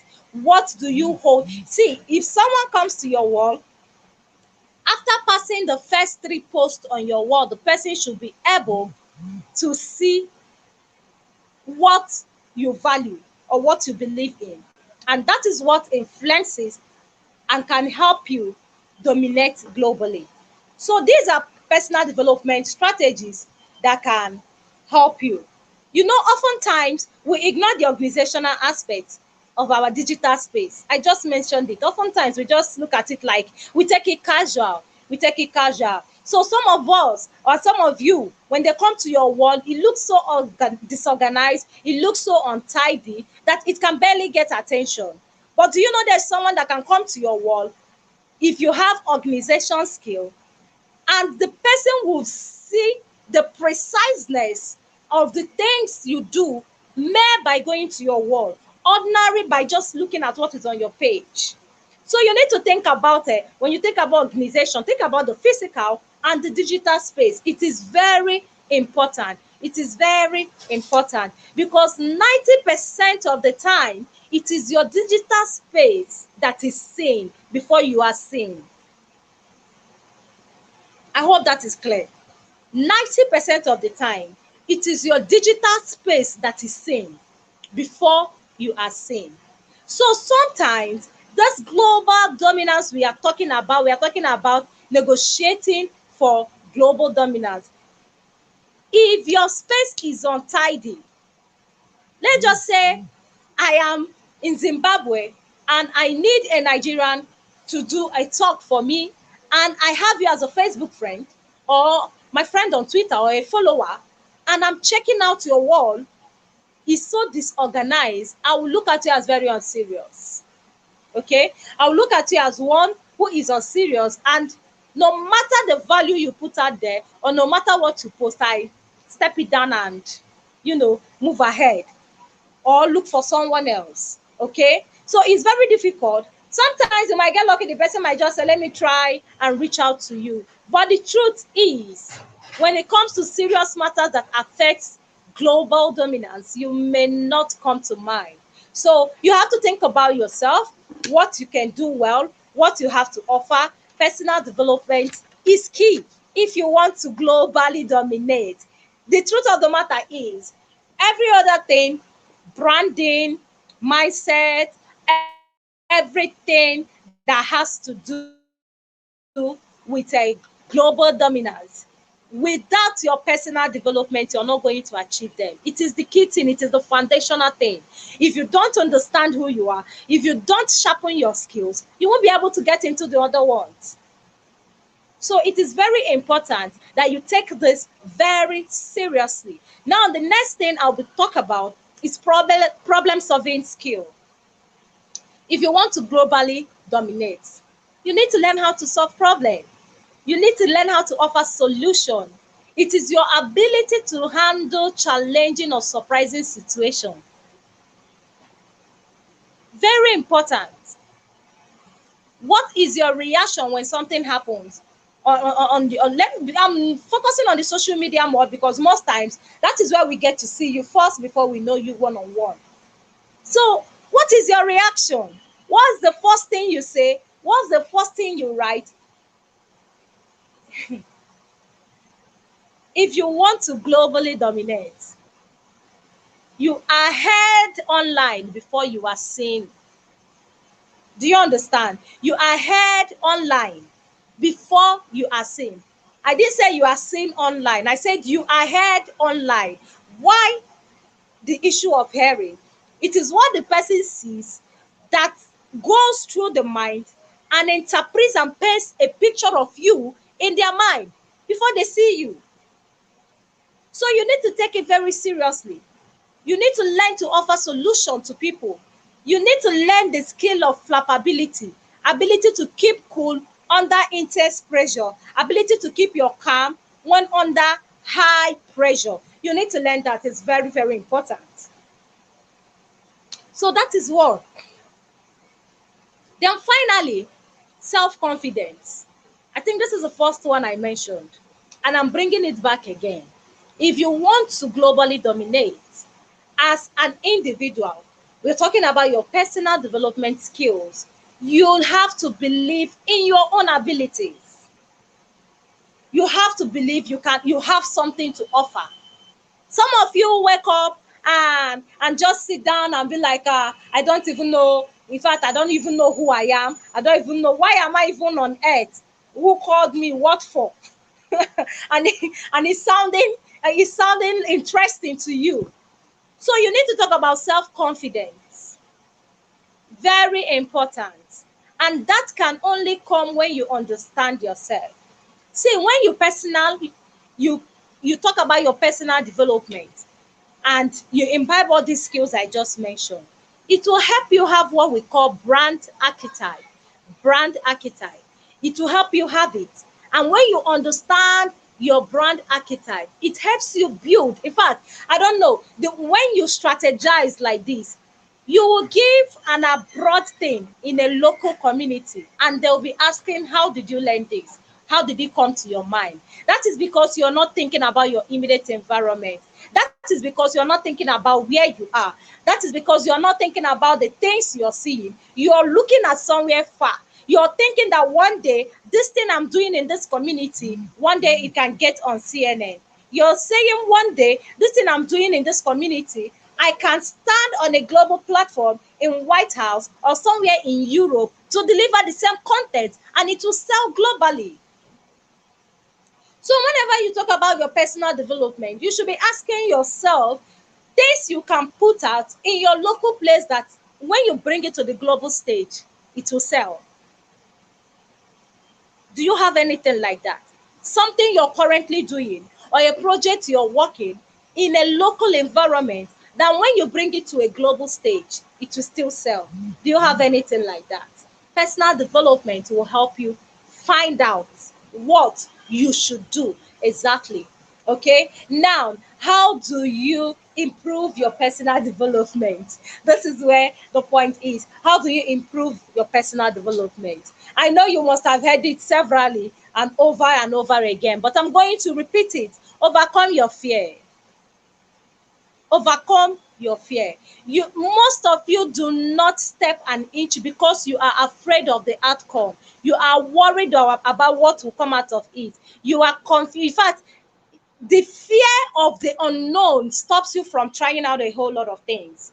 The fear of they will laugh at me. The fear of what will they say. The fear of I don't know how this thing is going to sound if I say it. It will not keep you where you are. and you will remain stunted, and people keep moving and flying, and you're wondering why you're not making a new move. Please step out of that place. Okay, step out of that place. You know, when I talk about personal development, they usually, there's this popular saying, they tell people step out of your comfort zone. Okay, but when I talk about personal development, especially as it regards purpose, self-discovery, and passion, I tell them stay in your comfort zone. Okay, I say stay in your comfort zone. I'm not talking about step out of, you can stretch and do something else, stretch yourself. But when it comes to personal development, please stay in your comfort zone. That is what will sell you. That is what will make you unique. That is what will make you stand out on the global platform. I hope you understand. You didn't mix it up. Okay? You need to get that one cleared. So overcome your fears. Fear can prevent you from growing. Fear can prevent you from accessing global dominance. Fear can prevent you from a whole lot of things. Fear can terminate your dream. Fear can terminate your passion. Fear can make you remain stunted. You remain where you are. You will keep running around in a circle because you're afraid if you step out, something might change or there will be a challenge. So you need to overcome your fear if you want to attain global relevance. Overcome your fear. Very, very important. Okay, if you are afraid of taking risk, you're afraid of trying out new things, you're afraid of stepping out, please find a mentor. Find a mentor who can help you make good decisions. Because most times this issue of fear comes from decision. You are unable to take decision because you are afraid of the outcome. Please meet a mentor, have one, or someone, an accountability partner, someone you can easily talk to, you know you are responsible to, you have to get feedback to, or someone who is ahead of you, who have been in that field, who has seen things like that, that can help you negotiate your way through it by giving you and helping you make good decisions about it. So it's very important. Fear, you need to cancel it. Get it out of your mind. If you know you're thinking about global dominance, please delete it from your mental system. Pretend it doesn't exist. Okay, then the next thing, read. Please read. You can stay in your little village. Maybe the name of your village is Mbuka. You can stay in Mbuka and travel to Australia by reading. By reading. It is when you read that you'll be, see, when you read three major things happen. Let me tell you, when you read, three major things happen. One, you're getting improvement, personal skill, you're getting knowledge. Two, you are knowing about, let me say, other cultures, other tribes, other subjects, other things, you're knowing about them, so you're gaining knowledge. So apart from the fact that you are improving, you are gaining knowledge that is outside your field. So when you read, don't just focus on books that is in your area or in your field. Read things that are outside your field. It will help you. Then the number three thing is that it's passing the ideas of the author to you. An author pours out their mind in a book. They pour out their secrets in a book. They pour out their knowledge in a book. So when you read it, it's just like you are taking what the author has to yourself. So these are the three major things that reading does for you. And so you have to take it very seriously. You have to take it very seriously if you want to globally dominate. And when you read, it keeps you informed. It keeps you informed on subjects. It helps you improve in your critical thinking. Some things will be happening around you, and the people around you are thinking with the things they see. But because you've read, you know how it works in other places. You know how it works in other countries. You find that it makes you think higher than them. You think far. You think better. You bring out better suggestions, better ideas, because you are exposed to things they are not exposed to. And you are thinking globally. You're thinking whatever thing that is going on, how will it be accepted at the global community? Will it sell? Will it go? So whenever you read, have this at the back of your mind, that it helps your critical thinking, it helps improve it, and the rest of them. So read books outside your field. I said that earlier. Read books outside your field. Very important. Then do something new. If you want to globally dominate, do something new. Very, very important. If you want to globally dominate, do something new. Because if you keep doing the same thing over and over and over again, you're going to get bored. And because you keep repeating the same process over time, you find out that nothing new is being added. You can be on that process and people will move ahead because they've gotten new innovations, new ideas, new trends that is selling, and they are taking it up. While you're still there, practicing the same thing, the same old pattern, the same way of doing things, is not going to work that way. So please do something new daily. Then ask for feedback. Feel free, ask for feedback. When anything happens, ask for feedback. Find out, how did it go? What do you think of this thing I did? Ask from genuine people. You can even put it on your social media, and someone who doesn't know you can give you a genuine answer, because sometimes people that know you might just ignore and pretend you're not there. So when you ask for feedback from friends, from mentors, as this will help you achieve your goal, this will help you improve. Remember when I started, I told you that a lot of areas we need improvement. As a human, the places you need to improve, they are limitless. It's not just one place, they are much. So the question is, have you found out that aspect of you that needs improvement so that it can help you globally dominate? I'm rounding up. Finally, observe others. I did not say copy others. Observe others. What are they doing? How are they doing it? Okay? You need to observe others. Watch and learn from people who have attained the position you're looking at. Learn from them. Learn from them. Learn from them. Okay? Learn from them. Don't copy. Don't imitate. What I just said is you should learn from them on the things they are doing so that it will help you excel. It will help you work. Observe them. Then whenever you grab something from there, add it to what you have, improve. And always be keen to find out global trends, what is going on globally, so that you don't stay back where you are and you're repeating a strategy or repeating a process or in a system that is no longer working. You will start playing catch-up game. When people have moved, you will now run, this is now the new thing, you step into it, wow. Then when people have moved to the next one, you're still there. You're trying, is it working? Is it not working? See, in my book on mask, I wrote something about becoming an expert. I told you one of the key things that make you an expert is trying out new trends.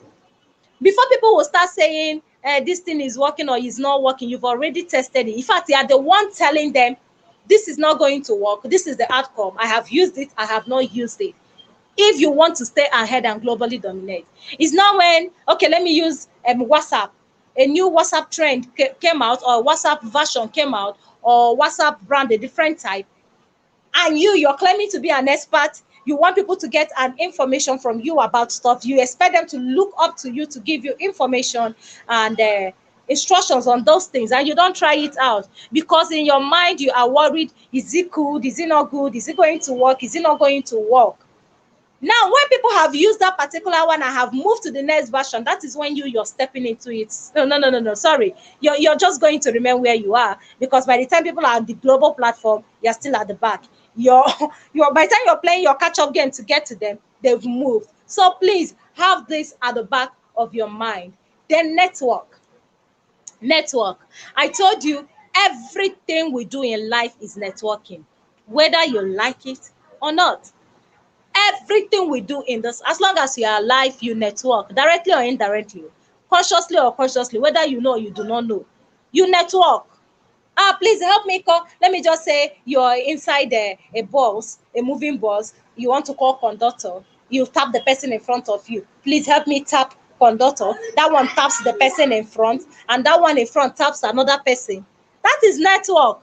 You are unable to get to the conductor except you pass through the process. That's how network works. Network is everything. Okay, network is everything. Network is everything. Connect and share with others. Okay, network is everything. Like I said, it is very, very important. Get a mentor. I have talked about it. Get someone that will push you. Get someone you can learn from. Get someone who can teach you ideas. Get someone you can test run your strategies in front of him. We give you direction. Please test run this. You know you can do it afraid. You are afraid, but you're trying it out. It is everything. Please get a mentor. That person could be your manager, that person could be your professor, that person could be someone you admire in a particular field, but please get someone who gives you direction on what to do. Okay, so I will close tonight, I will close this segment by saying this: if you want to globally dominate, if you want to globally dominate, you have to understand who you are, improve on who you are. It's not just finding about, I'm passionate about this and you're remaining there. Improve. There are things you don't know in your field that exist. And don't ever think you are a jack of all. I won't call it jack of all trade. I know it's all kind of person. You are an expert. See, experts still learn. You are only an expert to someone who doesn't know what you know. So to keep maintaining that pace, you will keep learning, you will keep upgrading, you will keep upgrading to stay ahead. And that is the only way you can stay on the global platform. You can dominate. So most times on your free time, see what's happening in your field. If you are a business strategist, or you are someone who is interested, let me just use a content creator. Okay, as an example, you're a content creator, you are in Nigeria. Sometimes at your free time, please Google content creators in Brazil, find what they are doing. Google content creators in Ghana, what are they doing? What are they offering? Google content creators in Nigeria, see what people in Nigeria are doing. Then by the time you look at them, you will know what you're bringing, you know what you're picking, you know what you're adding. But if you just stay back as you're a content creator and you have everything, you feel you have everything you need, like I told you, you will end up playing catch-up games, and it's not good if you really want to globally dominate. Thank you very much, and I hope you had fun.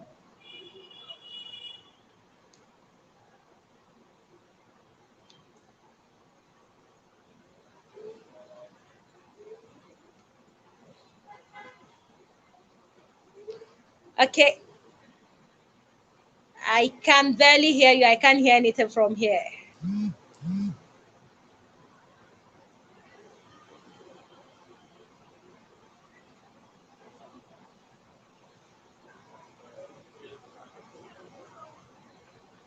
Okay, Can you hear me now? yeah, I can. I can. Okay, guys. So Nina finished everything today. Like she actually poured out so much value. She got value. Please leave a comment in the section. Tell her how amazing she is. Leave an emoji in the comment section. Screenshot and go and tag her on Instagram at Amarachi Amaranina, right? Oma. Okay, at Amaranina. Okay, Amaranina Uma. Please Yeah. tag her, screenshot, go and tag her. She has shared so much value today. Thank you so much, Nina. I really, really appreciate what you've done. If there are questions, put it there in the comment section with questions and we'll be reading through. Okay? If there Okay. are questions, I'm. okay, what do you want to say? I say I'm here for the questions. If there's anyone, they should bring it on. Beautiful. Okay. Please, if you have questions, leave them in the comment section. Okay, I don't know if our guest is still here. Let me see. Okay, beautiful. She's still here. Okay. She's okay there. We have some questions. Somebody asked, how can one take personal development into, I think, into being a career? And the question is not complete. Okay. Yes, and is it a must, my mentor must be on site with me. Okay, just Okay, I answer didn't this. I didn't Answer get the with second part. That is it a must that mentoring should be what? that the What? mentor must be on site, probably in the same location and all of that. Oh, no. Okay, number one, how can one take personal development into a career? In fact, your personal development determines how successful or profitable your career or business is. Yeah. And it also determines how satisfied you're going to be in that career. So if you don't improve yourself, what are you going to offer? Definitely nothing. So personal development is important in your career. How you can bring it in, you have to do self-discovery. I told you is a big aspect. I don't want to go into it. If not, we're not closing tonight. You have to talk about self-discovery. You have to talk about purpose. You have to talk about passion. All these things makes up self-discovery, personal development rather. So when you self-discover who you are, you live your passion, you understand your purpose, what you are called to do, you improve on it. It will help you choose the career that fits into that. Let me use myself as an example. Right from time I understand I love talking. And why talking? What aspect of talking do I like? I love to help you understand who you are. I want to make you become better. It gives me satisfaction to see that you're living your dream. That is passion, purpose, personal development. Now, how did I bring it into my career? I am currently doing a job that allows me use them. I am a radio presenter, and so I talk. I am using the talking aspect. And while talking, I create program content that surrounds my area of interest because I want you to gain. So that is how you can bring it into your career. And I told you something earlier on. Maybe after now you could just browse about it and read up because it's another topic on its own. Brand archetype. Brand archetype. It helps you choose career that is based on your personality, your birth date, who you are, the kind of person you are, the way these archaeological readings and stuff like that.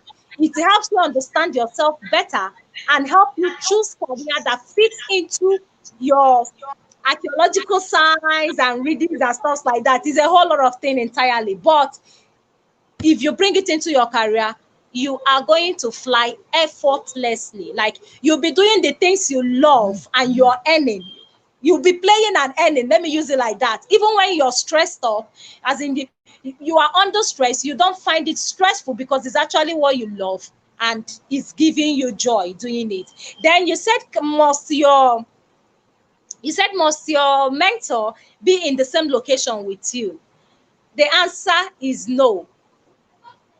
It must not be in the same location, but let it be someone you are accessible to. Let it be someone that have your time. Don't go and have the mentor that is how will I call it, terribly busy, that will not be able to teach you anything. You'll just be under him and be, let me say, doing try and luck.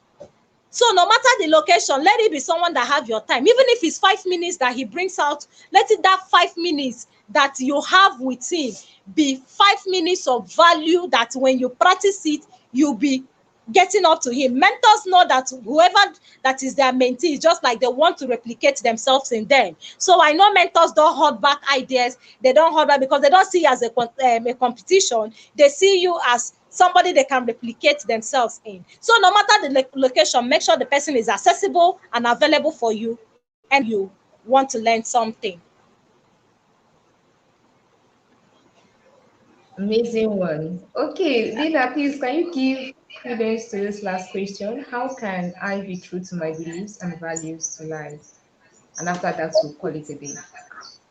Wow. How can I be true to my beliefs and values? I don't know how to start explaining to you. First of all, we need to understand your values. We need to understand your belief. What do you believe in?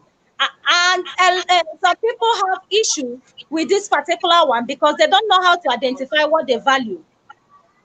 They don't know how to identify what they value.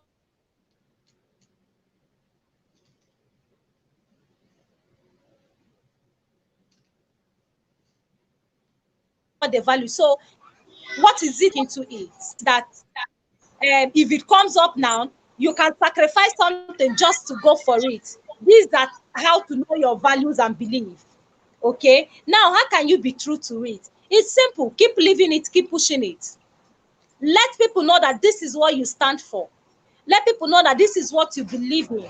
Let people know that this is what you value. When this happens, there are things they can call you for. For example, as I am now, you can't call me in a comedy show.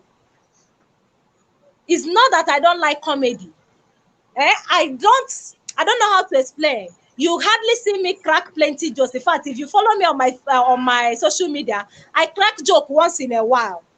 So when you think about belief and other things, when it comes to comedy, you won't, because when it comes to my wall, I'm not the playful time. I play, I post, but it's not regular. So I will be a wrong person to pick in such an event. So when you think about this, please, it is very important you live out your belief and your passion so that everyone that sees you, everyone around knows this is what you stand for. This is what you believe in, and it determines who comes to you. So that's the only way to be true to your belief. No matter what happens, as long as the belief is something that is valuable, because there are times you might be believing on something that is not workable, and you are in an environment, we are talking about global domination, you are in an environment that need you to come out from that knowledge or that thing that you're holding so tight to because it's obsolete and you're still holding it tight. Please make sure that belief you're holding tight is something that is valuable and it can bring you results too. I hope my answer cleared your question.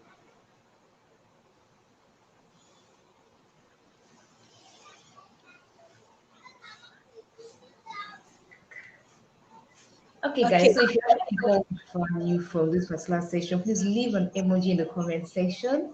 Leave an emoji and say thank you to Nina. Okay, I'm seeing, I'm watching.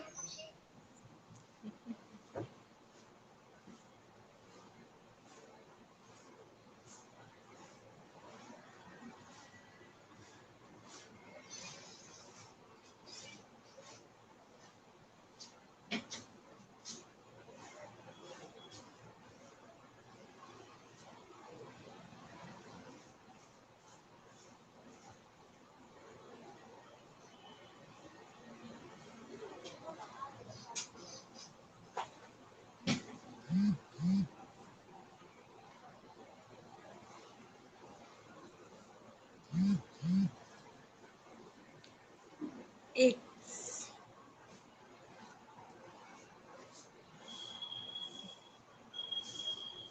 Okay, guys, so thanks so much to Amaranina for everything. Amaranina, please, can you put up your Instagram handle so that they can blast your Instagram page with screenshots and comments and feedback about the session? So, guys, look at the Instagram handle right on the screen. It's gonna be coming up right away. So, okay, I think I should hide this. Okay, please, Nina, can you put up your Instagram handle? Perfect. So, guys, that okay, is just sent Instagram. Okay. Amaranina Oma, not Amara Omanina. On Instagram at Amaranina Oma. Then on Oh, Twitter, Mominina_1. If you get me on any of these places, I'm sure going to answer your question. okay. Beautiful, beautiful. Thank you so much, Amaranina, for today. We Thank got you for to. having me, Victor. Okay. So, guys, if you know you have more questions, and every other thing, keep them on. More speakers are going to come, that you can blast them with the questions and all of that. From now, we have to go. Thank you so much, Nina, for everything. Thanks to all my speakers for today. And Thank I you, really Victor. appreciate everybody. Thanks to everybody who have joined. Okay, of course, we're going to play a thank you video for everyone. So I'll see you at the back end, Amaranina. Okay, guys, so thanks to everybody who have been part of this particular session today. I'm glad that everybody got value, and I want to really say thank you to my speakers. Okay, so, and we'll be playing a video for them. them so that they can know that we really appreciate what they did today. Okay.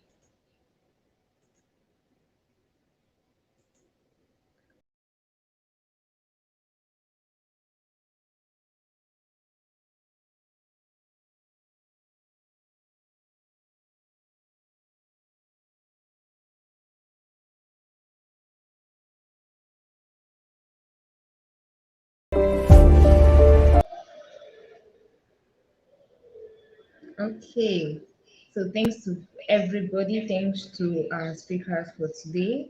I really appreciate everybody, and we're going to continue tomorrow.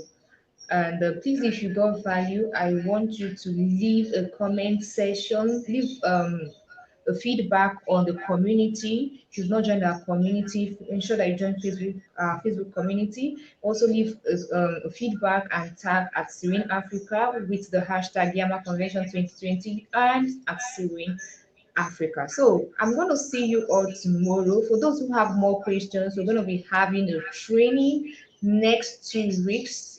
That should be maybe on the 18th. We're going to be having a training on WhatsApp. So I'll be dropping the number you can use to send a message so that you can be on board the training. Okay. So I think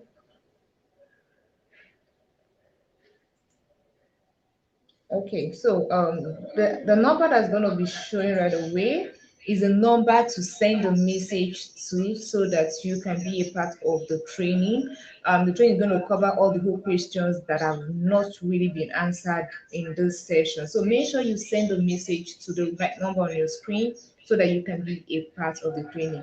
Thanks to everybody, thanks to the team, thanks to the speakers, and we'll see you tomorrow. Peace.